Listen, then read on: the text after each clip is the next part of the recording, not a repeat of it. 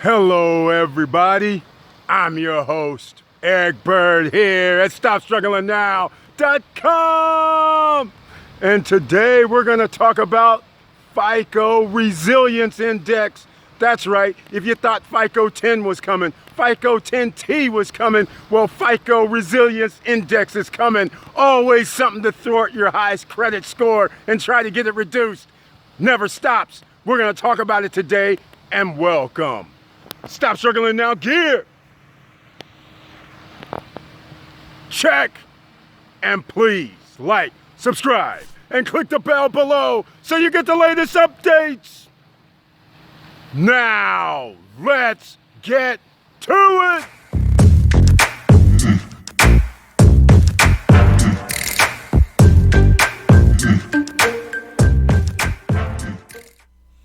All right, welcome back.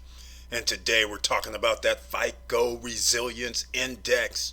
It's a pilot program, but just like the Fico 10 that we talked about months ago, now they have to come out with this Resilience Index. This isn't for you. Don't be confused. Nobody's coming to save you. They're only doing this for a reason, because when the economy goes bad, like I told you years ago, we started this 2 years ago roughly, I told you when the economy goes bad, you need your credit score to go higher. It has to already be up there because they do everything in their power to make sure that your credit score can go down a little bit lower because they want to take less risk. So again, we're on the YouTube channel page, and I want to thank you for being here, and please share the videos and please like the videos. And once again, I always point out the join button over here for new members. In case you want to support the channel, you get special emojis, special messages to you on the community tab, and you'll also receive 1 or 2 videos during the month, especially for members only. So without further ado, we're going to talk about Fico Resilience Index, and I'm going to go to the Fico.com website, because you're going to get it from the horse's mouth. There's nobody that's going to be talking about this. You can see it for yourself. I'll have a link down below in the description to this exact page. But as you can see here, I will go over it briefly. Fico announced the Fico Resilience Index, a new analytic tool designed to complement the industry standard FICO score. And here you go. During economic uncertainty, lenders and investors need to be able to evaluate and balance portfolios based on rapidly changing conditions. See, this is what I'm saying. So the FICO score, where they calculate everything, that's not good enough, right? Where everything comes out monthly, not good enough. So now they're saying, well, we're going to do some resilience index. I'm going to show you some of the comments down below, because this is a pilot program. So just like the Fico 10, the Fico 10T, all that talk about 7-8 months ago, we knew it wasn't going to roll out. And now that they have this economic uncertainty, Fico says, well, we're coming out with this resilience plan. Well, let's find out a little bit more what we're trying to do.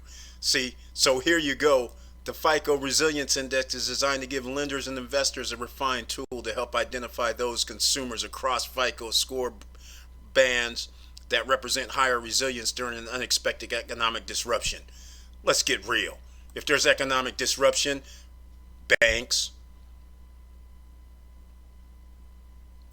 businesses, individuals all have issues. But those who have the most issues trying to get loans are people. Corporations, banks, companies, LLCs, they get bailouts. Funny how this works. So here you go. This is what they're talking about on this resilience plan, which goes a score from 1 to 99. And look at this, more experiencing managing credit. So their own requirements, where you usually needed to have lots of credit cards or loans and mortgage and car notes and things like that, now they want you to have even somehow more experience. Lower total revolving balances. Okay, this is known as debt utilization. So the old score accounted for debt utilization. Now they're trying to say we want the revolving balances even lower.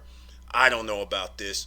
Fewer active accounts, where before, like I first stated, they wanted you to have a lot of accounts, a lot of credit cards, a lot of one or two car payments for that matter, one mortgage for sure, personal loans, whatever you could do. They wanted to see how you managed your credit, whether it was revolving, installments, anything else. They wanted to see that. Now they want fewer accounts, and this is hilarious, fewer credit inquiries in the last year. They only give you 4 in 2 years. The average is 2 a year.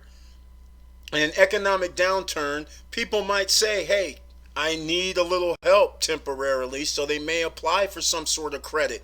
You would expect 2 or 3 maybe applications to go in on the course of a year. Somehow they want fewer. And somehow their calculation is going to go 1 through 99, as you can see here, a scale of 1 through 99. Consumers with scores of 1 to 44 range are viewed as the most prepared and able to weather an economic shift. So the lower your score, the better it's going to be. And as you can see here, more resilient 1 through 44, moderate 45 through 59. I'll leave a description.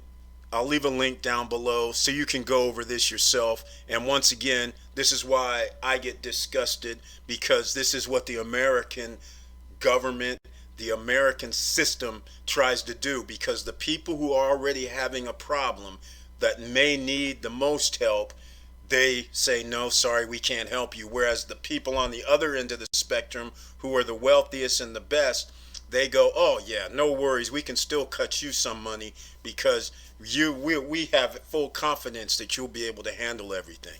So once again, and regardless, I will say again, regardless of the debt utilization, regardless of how many credit lines they have, funny that the guys who already have the money, already have the corporations, already have the LLCs, 9 times out of 10, those in the upper tier can still go out and get loans, even if they file bankruptcy, even if they've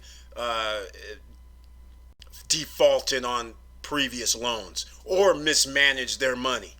Let's get real. So this is why you hear my disdain and the disgust when I talk about this kind of thing, when they come out with these new pilot programs, because they don't come out with new pilot programs when you're talking about the wealthiest of people and they allow them to just run roughshod over the economic system and take full advantage regardless of what they've done, regardless of how many companies they've shut down, how many companies they put in bankruptcy, regardless if they buy their own shares of stock instead of investing in their company and in their employees. This is almost on a whole nother level than I'm talking about. But here you go. The Fico Resilience Index can also better portfolio management. Isn't that what you're supposed to be doing on the regular anyhow? Regulatory stress test. Now they're talking about some sort of stress test for the individual using this FICO. So again, I'm not going to get much further into this because this is kind of disgusting. But let me show you down below some of the people that are giving comments off, because this is exactly what's going to happen, is exactly what this guy right here is saying. I have managed to maintain a high FICO 08 scores for many years. In fact, since October 2016, all FICO scores have been between 800 and 836. My EQ Resilience Index, however, is 59. Remember, ladies and gentlemen, 1 through 44 was supposed to be the most resilient. We'll go back up here, remember? This is the good zone. The fact he has a 59, he's on the border between sensitive and moderate. Just like that, his 800, 836 scores seem to be suspect now. And just, he's talking about it. It is, however, flawed severely about being a gauge how I can weather a downturn. It does not include the most important data for resilience. I have $400,000 in savings, and I only have about $15,000 in debt. So you're telling me this man isn't resilient? This is exactly what happens. Imagine if he didn't have the $400,000 in savings. This would be like 70% of the population who does not have $1,000 in their savings. And now you would be in this moderate, sensitive, very sensitive, for another red flag for them to reduce your score even more. And this is from a man who has an 800 plus credit score. This is what I was talking about. You can see easily what's going to happen, ladies and gentlemen. So once again, we have to keep fighting. We have to keep striving to always keep your credit score up. This is why keeping your score up and investing is a two-prong attack. Be the CEO of your life. Don't let these people dictate what you're going to have to do down the road, because when the economy does go bad and you need a little help, just like we're in this pandemic right now, you may be all on your own. And you may need to use your own resources. And this is why I've been going over the fintechs lately, because fintech banks have come out. If you're investing in crypto, you investing in the stock market, you can use the monies that you have in there and borrow against it. And the funds that you have in there can still earn the full potential that it can make without actually taking the money out like in a bank environment. If you had $50,000 in a bank, you walked in and said, hey, can I get a secured loan to borrow against it, and say I need $25,000, they would say sure, but your money would only be $25,000. Whereas in the fintechs, you have to see a previous video and we can discuss the $50,000. If it's earning interest, you would still be earning interest. If your portfolio increases in price, you get the full increase in the price until you pay back that $25,000. So those are the kind of things that are coming out now, and that's why I started doing the fintech videos, because I got a little disturbed when I know what's actually going to happen, and I love what the fintechs are doing, trying to help the ordinary citizen. So all you have to do now is save $20 a week, $20 a month, and invest it either in crypto or in stocks. Simple. Stocks are going to go down, but hey, that's the nature of the beast. You buy on the way down when there's blood in the streets. All right, let's go see what Experian talks about here. Experian's more like straightforward.